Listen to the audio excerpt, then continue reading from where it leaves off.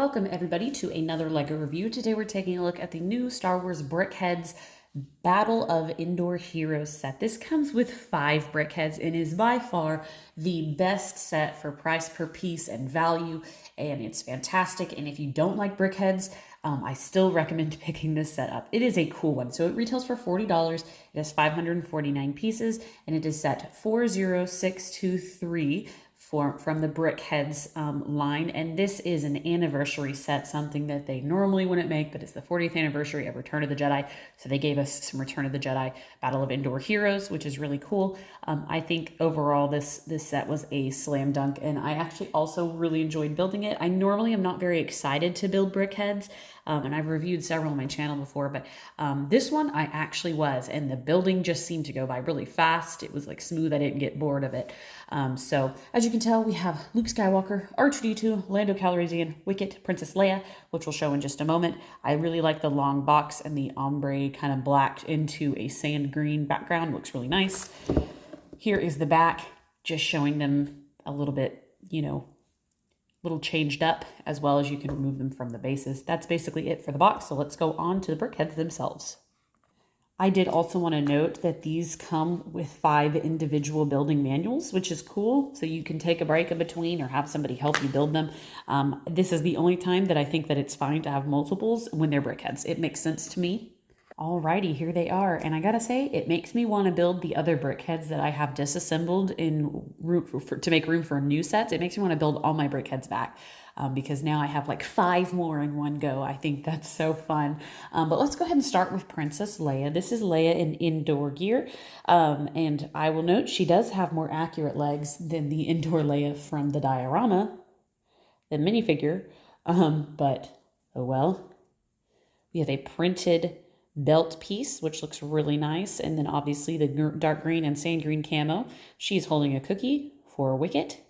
And I think that her helmet looks really good. You can see her hair beneath it. And she even has a little hood on the back, which I think is so cute. There's the top of the helmet. Overall, really nice. Classic brick heads, eyeballs, and tiny hands that hold minifigure accessories. But I love that printed belt piece. Each of these sets comes with printed pieces, which is a huge win for brick heads. If these were stickers, I think a lot less people would like them. Here's Luke. To me, he is the most boring of the group. They did include his gloved robotic hand with a minifigure size lightsaber. He has a printed flat piece for his Jedi robe, which comes down towards the end of Return of the Jedi. Little 3D belt there. And I think that his hair looks pretty good. Let's see his ears. Brickheads really play with texture, especially when it comes to hair, because they're all just, they're brick built. But plain in terms of costume, this is just a plain Luke Skywalker in general, but there he is.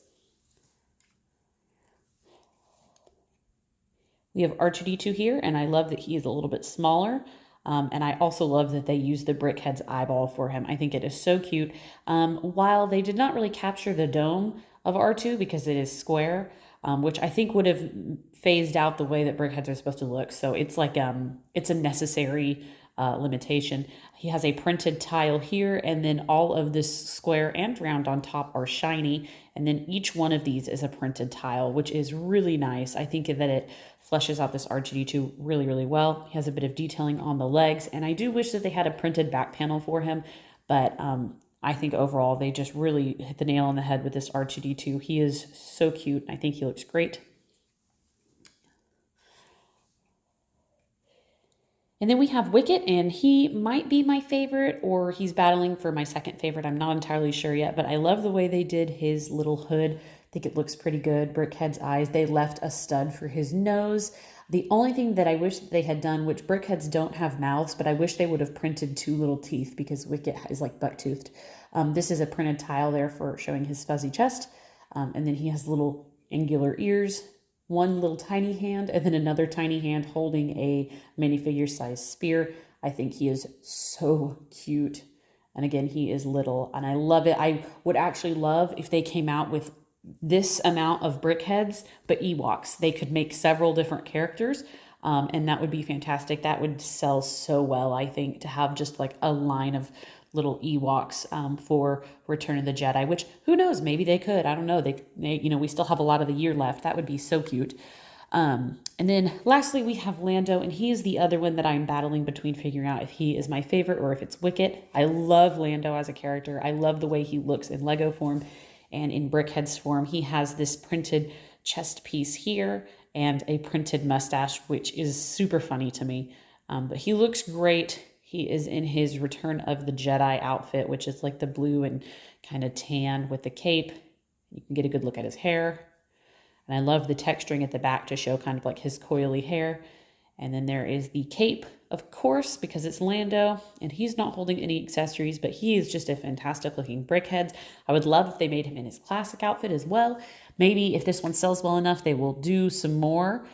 We don't get Brick Headz super duper often, but I would love if they did something like a Han Solo and a Lando or something like that as well. But overall, those are the characters. I think every single one of them is made really, really well. I love the inclusion of printed tiles. It makes you feel like you're getting something exclusive with the Brick Headz, and that they were really thought out and well made, and they didn't cheap out with stickers. And I appreciate that. And I think the designs of them are well thought out as well. They're not just throwing them together and slapping a Star Wars logo on it. They do seem to have been designed with care. I think this is a fantastic set. As I said, even if you don't like Brick Headz, this is a cool set. I actually think that this is going to be a valuable set down the line. And so if you're interested in picking things up for value, you might splurge and buy this, leave it in box if you want, but I think that it's going to be valuable as time goes on. So anyways, guys, I hope you enjoyed my review.